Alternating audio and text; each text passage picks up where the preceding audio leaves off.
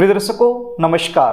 हाजिर हूँ उन लड़के और लड़कियों के लिए एक बेहद खास उपाय लेकर के जिनकी शादी में लगातार देरी चल रही है, लगातार अड़चने आ रही हैं, बनती बनती बात भी बिगड़ जा रही हैं। बहुत सारे उपाय कर चुके हैं लेकिन फिर भी उन्हें लाभ नहीं मिल रहा है। तो ऐसे बच्चों से कहना चाहूँगा इस वीडियो को पूरा देखें। साथ में उन माता पिताओं से भी निवेदन करना चाहूँगा जो माता पिता अपने बच्चों की शादी में हो रही देरी को लेकर के परेशान रहते हैं, तो वो भी इस वीडियो में मेरे साथ शुरू से लेकर के अंत तक जरूर बने रहें। आज मैं आपको होलिका दहन के समय किए जाने वाला जल्दी शादी होने का एक रामबाण उपाय बताने वाला हूं। यदि ये उपाय आप होलिका दहन के समय कर देते हैं तो यकीन मान के चलिए आपकी शादी के लिए कोई न कोई अच्छा प्रस्ताव आएगा और आपकी शादी फिक्स हो जाएगी। ये उपाय यदि बच्चे खुद ना कर पाएं तो ऐसी सिचुएशन में माता पिता भी ये उपाय अपने बच्चों की जल्दी शादी के लिए कर सकते हैं। कई बार बच्चों की जन्म कुंडली में ग्रह और नक्षत्रों का एक ऐसा दुर्योग बन जाता है जिसके चलते विवाह में लगातार देरी बनी रहती है। रिश्ते आएंगे, बातें चलेंगी, कोई भी बात, कोई भी रिश्ता सफलता तक नहीं पहुंच पाएगा, बीच में ही ब्रेक हो जाएगा। और यदि रिश्ता पक्का हो भी जाए तो अंत में जाकर के बात बिगड़ जाएगी। कभी लड़की वाले मना कर देंगे, कभी लड़के वालों की तरफ से ना हो जाएगी। आपको अपने मन मुताबिक अच्छा रिश्ता नहीं मिल पाएगा। देखने वाले आएंगे, देख करके चले जाएंगे, लेकिन किसी भी प्रकार का पॉजिटिव रिप्लाई उनकी तरफ से आपको मिल नहीं पाएगा। और एक समय ऐसा भी होता है कि रिश्ते आना बंद ही हो जाते हैं। आपकी जो उम्र है वो निकलती जा रही है। यदि आप इन सारी समस्याओं से जूझ रहे हैं तो आपने ये उपाय होलिका दहन के दिन जरूर करना है। कार्यक्रम को आगे लेकर के चलूं इससे पहले आपसे निवेदन करना चाहूँगा, यदि आप चैनल पर नए हैं और अभी तक आपने इस चैनल को सब्सक्राइब नहीं किया है तो चैनल को सब्सक्राइब जरूर कर ले, बेल आइकन को भी प्रेस कर लें ताकि हमारी आने वाली इसी प्रकार की नई वीडियो का नोटिफिकेशन आपको मिल सके और वो वीडियो आप आसानी से देख पाएं। प्रिय दर्शकों, अब की बार जो होलिका दहन है उसको लेकर के एक संशय बना हुआ है। कुछ विद्वानों का मत है कि होलिका दहन 6 मार्च को किया जाएगा और कुछ विद्वानों का मत है होलिका दहन 7 मार्च को किया जाएगा। यदि आप मेरा मत जानना चाहते हैं तो मेरा मत ये है कि होलिका दहन 7 मार्च को ही किया जाना चाहिए। अब आप देख लीजिए आपके आसपास होलिका दहन कब किया जाएगा।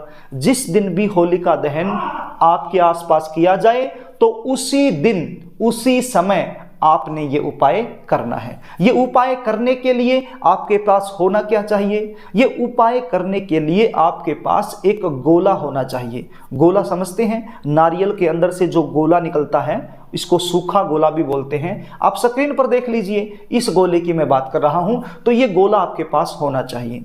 इस गोले को आप चाकू की सहायता से ऊपर से काट लीजिए।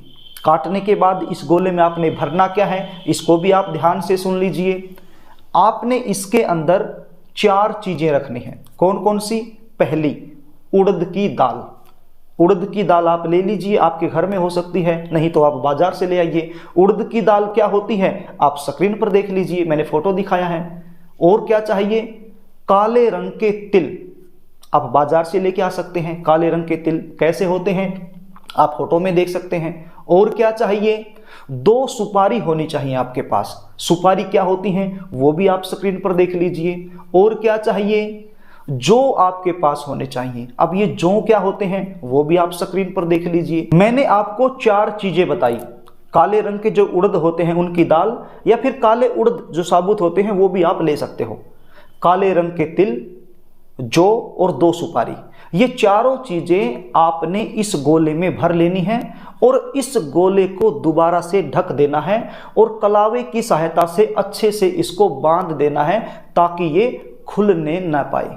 कलावा क्या होता है समझते हैं आप? जो रक्षा सूत्र के रूप में हाथ को बांधा जाता है उसी कलावे की मैं बात कर रहा हूं। तो इसी कलावे से इस गोले को अच्छे से बांध दीजिए।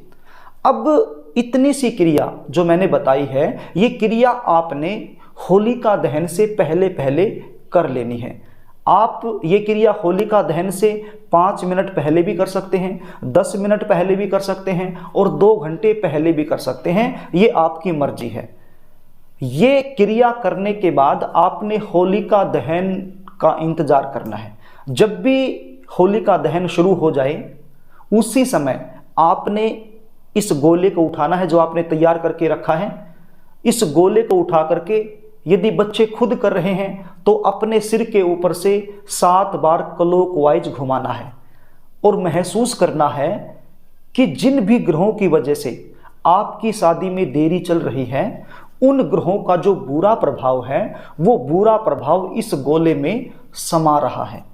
यदि आप माता पिता हैं तो फिर आपने अपने बच्चों के सिर के ऊपर से घुमाना है और 7 बार क्लॉकवाइज, और ऐसा ही महसूस करना है जो भी ग्रह आपके बच्चों की शादी में देरी का कारण बन रहे हैं, उन बुरे ग्रहों का जो बुरा प्रभाव है वो इस गोले में समा रहा है।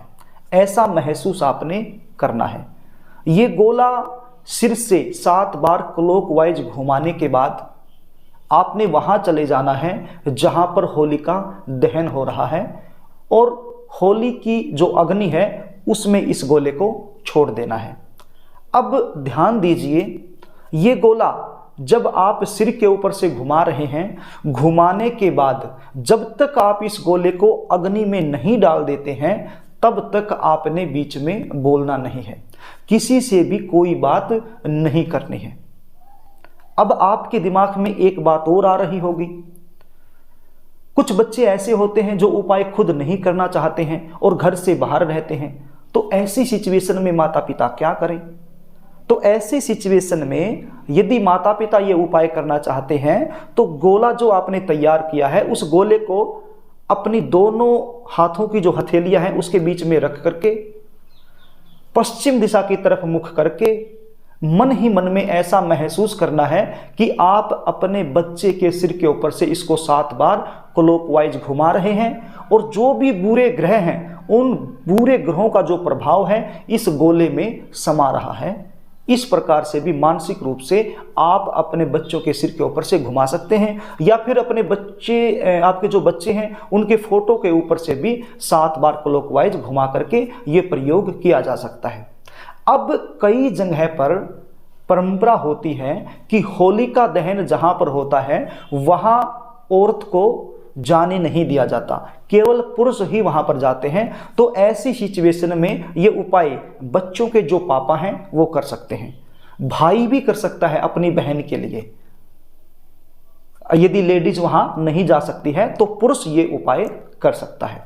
तो प्रिय दर्शकों, इस प्रकार से आपने होलिका दहन के समय ये प्रयोग जरूर करना है यदि विवाह से रिलेटेड कोई समस्या आपके जीवन में चल रही है। तो यदि आप अपनी जन्म कुंडली का विश्लेषण मुझसे करवाना चाहते हैं, जानना चाहते हैं कि कौन से ग्रह की वजह से शादी में लगातार देरी बनी हुई है, भगवान का सब कुछ दिया होने के बावजूद भी कहीं पर भी रिश्ता फिक्स क्यों नहीं हो रहा है, आपकी जो जन्म कुंडली है उसके आधार पर जल्दी शादी होने के विशेष उपाय कौन से बनते हैं, यदि ये सारी जानकारी आप मुझसे लेना चाहते हैं तो स्क्रीन पर दिखाए गए व्हाट्सएप नंबर पर आप अपनी जन्म डिटेल व्हाट्सएप कर सकते हैं, अपनी समस्या टाइप करके मेरे पास भेज सकते हैं और अपनी जन्म कुंडली का सटीक विश्लेषण करवा सकते हैं। जन्म कुंडली विश्लेषण की हमारी फीस होती है, वो फीस पे करके आप हमसे सहायता पा सकते हैं।